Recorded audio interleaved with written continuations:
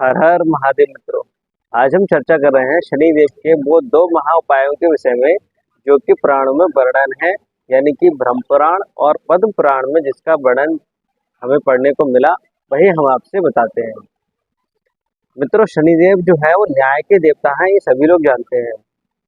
शनिदेव का प्रभाव सर्वाधिक सतयुग में, फिर द्वापर में, फिर त्रेता कलयुग, यानी कि कहीं कहीं त्रेता पहले भी आया है तो त्रेता युग में, और फिर द्वापर फिर कलयुग में इसका मिलता है। यदि सतयुग में कोई पाप करता था तो उसका दंड पूरे राज्य को भुगतने को मिलता था। राज्य यानी कि पूरा देश, जहाँ तक राजा का शासन होता था वहां तक। यदि कोई व्यक्ति उसके दूसरे युग यानी द्वापर या त्रेता, जैसे भी अनुक्रमण अनुसार आया है वैसे अगर पाप करता है तो उसके नगर को मिलता था उसका पाप का फल।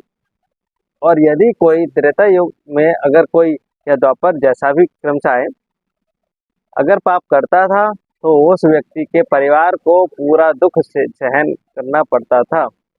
लेकिन कलयुग में विशेष छूट मिली हुई है कि यदि कोई पाप करेगा तो शनिदेव केवल उस व्यक्ति को ही कष्ट पहुंचाएंगे, और उस व्यक्ति ने जिस शारीरिक अंग से पाप किया है उसी ही शरीर के अंग से ही उसको पाप का बोझ झेलना पड़ेगा।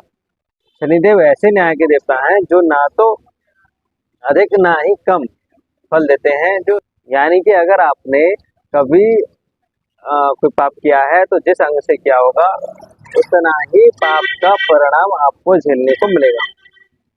शनिदेव से बहुत सारे लोग परेशान भी रहते हैं, क्योंकि भाई दुख झेलना हर किसी के बस की बात नहीं है और ना ही कोई दुख मांगता है। शनिदेव क्योंकि कर्मक देवता है और प्राणी मात्र से पाप हो जाते हैं, और उनके प्रायश्चित स्वरूप कुछ उपाय बताए गए हैं।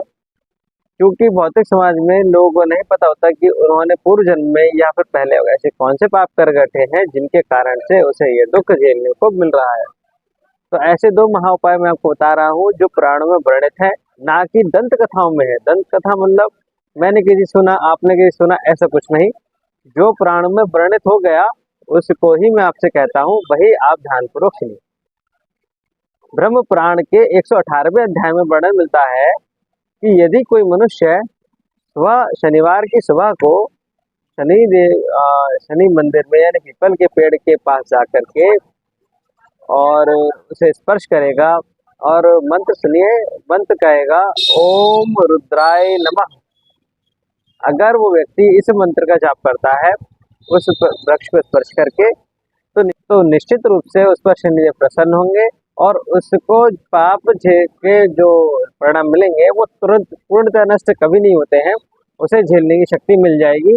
यानी कुछ ऐसा होगा कि आपको लगेगा ही नहीं कि आप दुख आए हैं। सीधी सी बात है, यदि शनिदेव प्रसन्न हो गए तो आप के सारे काम यूं ही बन जाएंगे, निर्विघ्न पूर्ण हो जाएंगे। शनिदेव स्वयं कहते हैं पद्म पुराण में, यदि कोई व्यक्ति शनिवार को सरसों के तेल का दीपक पीपल के वृक्ष के नीचे जलाएगा तो उसके सारे मनोवांछित फल पूरे कर दिए जाएंगे, और उसके मनोवांछित फल पूरे होने के बाद मैं उस पर कृपा दृष्टि बनाऊंगा। मित्रों, बहुत सारे लोग पूछते हैं कि हम तो शनिवार को सरसों के तेल का दीपक जलाते हैं। तो आज से आपको ये भी पता चल गया कि ये उपाय पद्म पुराण में लिखा हुआ है जो आपको पता है। यदि आपको अभी तक ये दो उपाय नहीं पता थे तो शुरुआत करें। इसमें जो ब्रह्म पुराण में लिखा हुआ है तो उसमें सुबह के समय आपको जाना है, और जो पद्म पुराण में है वो साय के समय जाना है। सुबह को जाकर के पीपल वृक्ष को स्पर्श करना है, ओम रुद्राय नमः का जाप करना है और जल चढ़ाना है।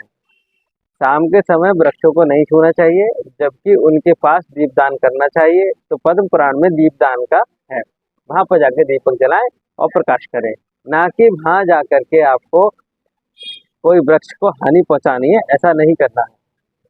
मित्रों, यदि आपकी जन्मपत्रिका में कोई चीज गड़बड़ चल रही है या आप जन्मपत्रिका विश्लेषण कराना चाहते हैं तो निसंकोच होकर के मुझे फोन कर सकते हैं। मेरा नंबर है 8630202712 और हमारी वेबसाइट है जिसमें आपको रत्न रुद्राक्ष मालाएं इत्यादि प्राप्त हो सकती हैं। वो है ankurji.com, ankurji.com। मित्रों, जो भी सुविधा है हमारी वो पेड इसलिए रखी गई है क्योंकि यही हमारा कर्म है और यही हम करते हैं। तो अगर आपको हमारी चीज़ अच्छी लगी हो तो अपने मित्रों से शेयर जरूर कर देना। धन्यवाद।